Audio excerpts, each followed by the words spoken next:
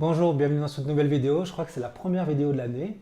La vidéo passée, d'ailleurs, vous pouvez aller la voir, c'était une vidéo pour vous présenter mes vœux de bonne année dans cette nouvelle année chrétienne, afin de vivre plus en paix à l'intérieur et influencer le monde pour avoir cette utopie extraordinaire, car quand on a une utopie aussi belle, ça nous remplit de joie. C'est l'utopie qu'un jour, il y aura la paix sur Terre, il y aura vraiment la paix mondiale. Alors ça n'a jamais existé dans l'histoire, et puis si on y pense tous les jours, eh bien, on a une influence. On sait aujourd'hui que les pensées influencent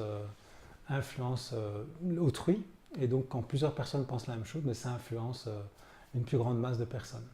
Alors aujourd'hui, je voudrais vous parler des habitudes, les habitudes de vie qui nous façonnent. Et je voudrais vous lancer un défi de 30 jours.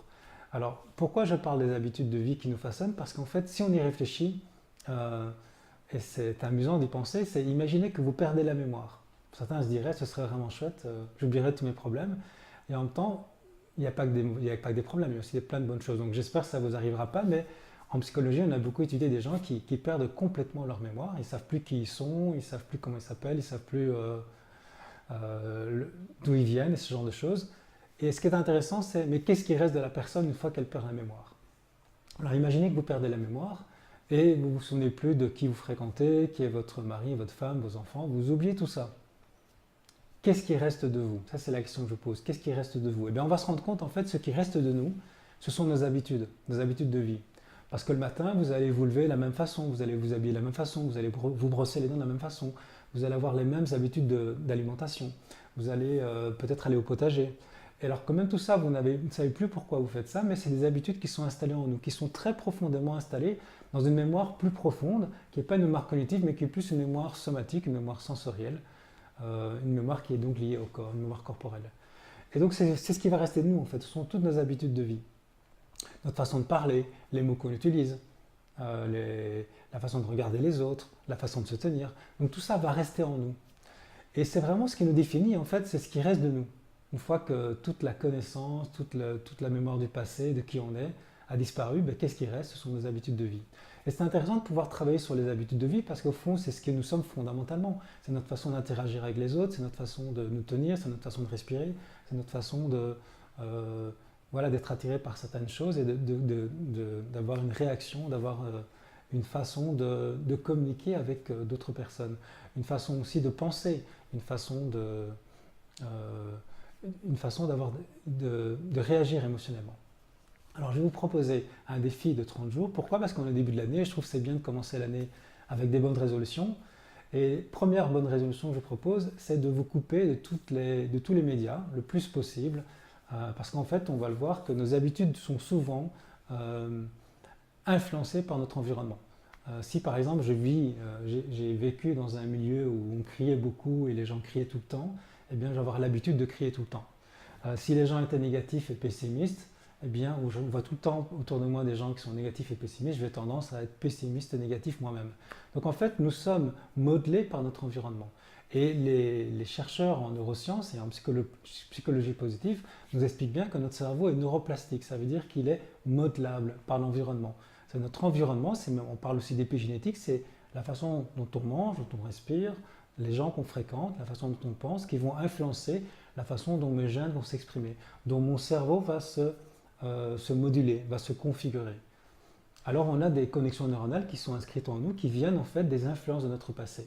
Et une habitude, c'est une somme de connexions neuronales qui est inscrite profondément. La bonne nouvelle, c'est que tout ça est modelable. Ça veut dire que c'est plastique, enfin neuroplastique, ça veut dire qu'on peut le modeler, on peut le bouger.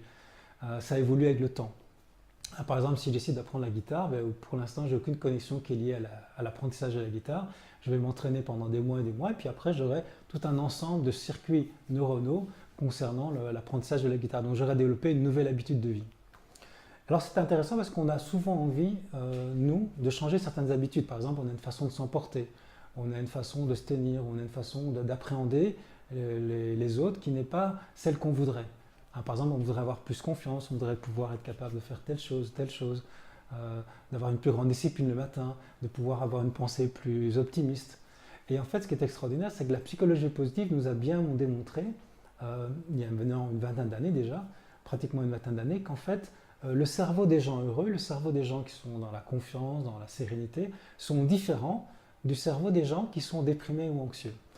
Et ce qui est extraordinaire, c'est que ce cerveau peut se moduler, peut changer. C'est-à-dire quelqu'un qui est anxieux, quelqu'un qui est pessimiste par exemple, peut devenir quelqu'un d'optimiste, peut devenir quelqu'un de confiant et de serein. Et comment est-ce qu'il va faire ça? Eh bien, il va travailler sur ses habitudes. Et donc, par exemple, ce qu'on a remarqué, c'est que les gens qui sont heureux et sereins et confiants, ils ont un cortex préfrontal beaucoup plus stimulé à droite qu'à gauche. Les gens anxieux, c'est plutôt à gauche. Et les gens ne sont pas nés comme ça. C'est-à-dire que tout ça, c'est comme la guitare que je vais apprendre, tout ça s'apprend. Et donc, on va apprendre le malheur comme on peut apprendre le bonheur. Alors, ce que je vous propose, c'est d'utiliser les recherches et les forces de la psychologie positive pour vous faire un défi, pour vous lancer un défi. Alors, moi, je lance une formation là-dessus. Ceux qui veulent la suivre, bien sûr, je vous donne la description en dessous. Vous pouvez vous inscrire. C'est donc un défi de 30 jours. Et pour ceux qui ne peuvent pas s'inscrire maintenant, je vous propose de vous poser des questions. Parce qu'en fait, dans la formation que j'ai faite, j'ai utilisé toute une série d'outils de la psychologie positive pour vous aider à vous transformer au niveau de l'estime de vous, au niveau de la capacité à être présent, au niveau de la capacité à voir les choses de manière constructive. Donc il y a plusieurs clés de transformation, il y en a 8 qui sont proposées pendant 30 jours. Et donc la formation, c'est tous les jours, c'est 15 minutes d'entraînement pendant 30 jours. Et au bout du terme, ça va changer votre configuration neuronale. Et si vous ne suivez pas la formation, c'est pas grave, je vous invite à faire ces exercices. C'est par exemple de vous poser des questions du style, quand vous vous levez le matin, ça c'est très développé en psychologie positive, c'est bien, qu'est-ce qui va être chouette dans ma journée aujourd'hui? Voilà, qu'est-ce qui va être chouette dans ma journée? Ça veut dire que je me pose une question où je suis forcé par la question de trouver des points positifs. Parce que par défaut, on a pour beaucoup d'entre nous l'habitude de penser négativement en disant j'ai pas envie d'aller au travail ou il fait pas beau aujourd'hui. Et donc j'ai des habitudes comme ça négatives et les neurosciences ont montré que presque 80-90% de nos pensées sont négatives. Donc c'est intéressant de changer cette habitude. Par exemple, le soir, ce que vous pouvez vous poser comme question pendant ces 30 jours, c'est qu'est-ce qu'il y a eu de chouette dans ma journée? Qu'est-ce qu'il y a eu de chouette? Ça, c'est super important. Vous pouvez aussi vous demander pourquoi est-ce que j'ai de la chance d'être vivant? Pourquoi est-ce que j'ai de la chance d'être ici? Ou pourquoi est-ce que je peux me dire que je peux avoir de la gratitude? Envers qui je peux avoir de la gratitude? Vous voyez, des questions comme ça. Envers qui je peux avoir de la gratitude? Si vous posez cette question tous les soirs pendant 30 jours, ça va avoir un effet. D'autant plus si vous l'écrivez. Alors justement, dans la formation que je vous propose, j'utilise des planches de bande dessinée. Donc j'ai travaillé avec un dessinateur belge.